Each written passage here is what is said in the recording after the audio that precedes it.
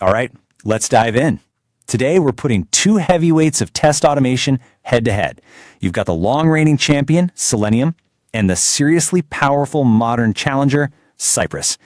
If you're trying to figure out which testing tool is right for you, well, you are in exactly the right place.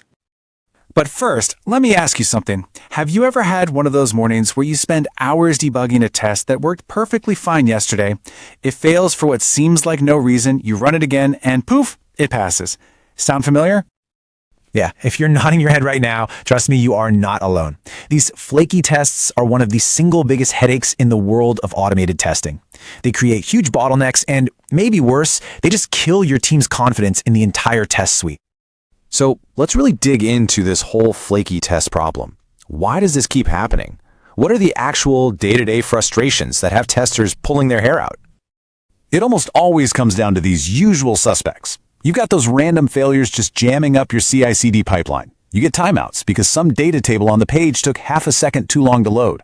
And then you're stuck writing these awkward, complex, explicit waits, which is basically just you telling the test, hey, just pause for a bit and hope this button shows up. It all adds up to hours and hours wasted hunting through massive, confusing error logs. It's a really frustrating cycle. And this is precisely the world that Cypress was built to fix. It's a modern tool designed from the ground up to attack these very specific problems head on. So what is it really? At its heart, Cypress is a JavaScript-based testing tool that's built for the way we actually build websites today. It's designed to be fast, super reliable, and to make a tester's life easier, not harder. And it is incredibly versatile. I mean, its main playground is modern web apps. Think React, Angular, Vue.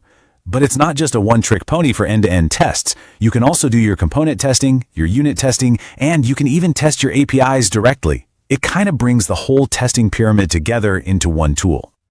Okay, now to really understand what makes Cypress feel so different, we have to look under the hood at its architecture. This right here, this is the big aha moment.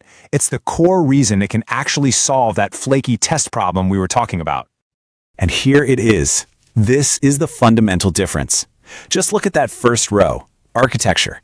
Selenium, it runs outside the browser, sending commands over the network to a driver, which then talks to the browser. But Cypress, it runs inside the browser, in the exact same loop as your application. This one change is a total game changer.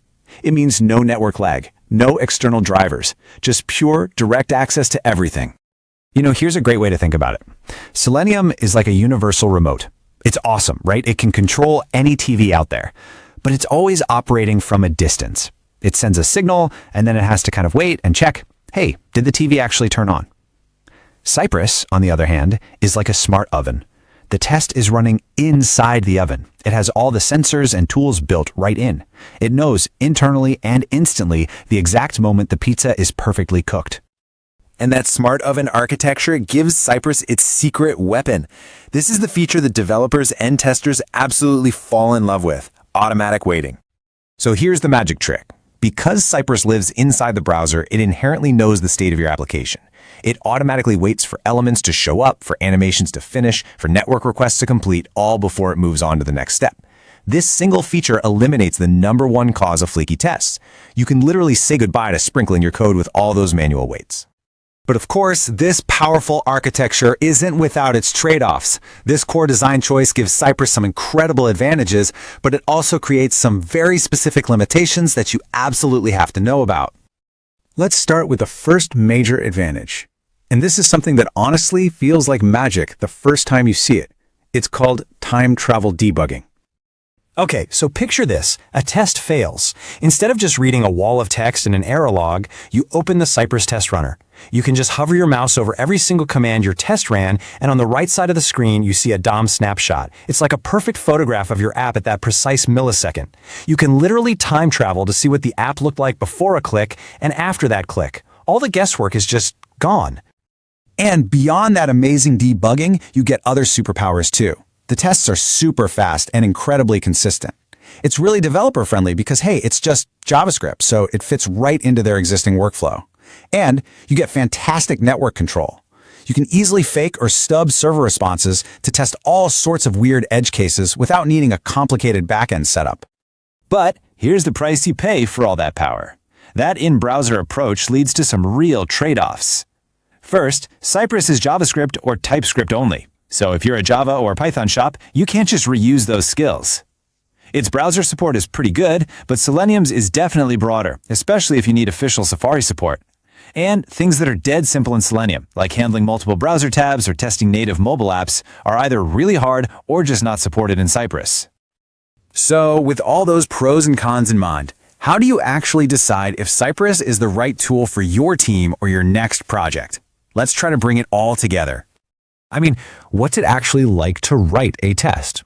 Well, a huge goal for Cypress was to make test code clean, super readable, and easy for anyone to understand and maintain. And this is what it looks like. The syntax is what they call fluent and chainable.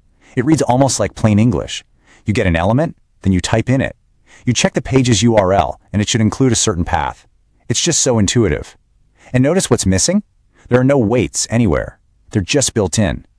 You know, this quote really nails the entire decision-making process. Cypress absolutely shines in modern development teams that prioritize speed, reliability, and getting fast feedback to developers. Selenium, on the other hand, is still the undisputed king of versatility, especially for huge companies that have to test across every browser imaginable or need to use multiple programming languages. And if you do decide to give Cypress a try, here are a few pro tips right out of the gate. First, use custom DataSci attributes in your code to select elements. It makes your tests way more stable. Second, use the cy.session command to save your login state. It's a lifesaver, so you don't have to log in before every single test. And maybe most importantly, learn to trust the automatic weights. Resisting the urge to add a manual weight is the key to unlocking the whole philosophy of the tool.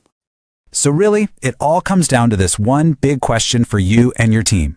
Are you willing to trade the broad, universal compatibility of Selenium for the faster, more reliable, and, frankly, more enjoyable developer experience that Cypress brings to the table? The answer to that question is going to tell you exactly which tool is the right fit for you.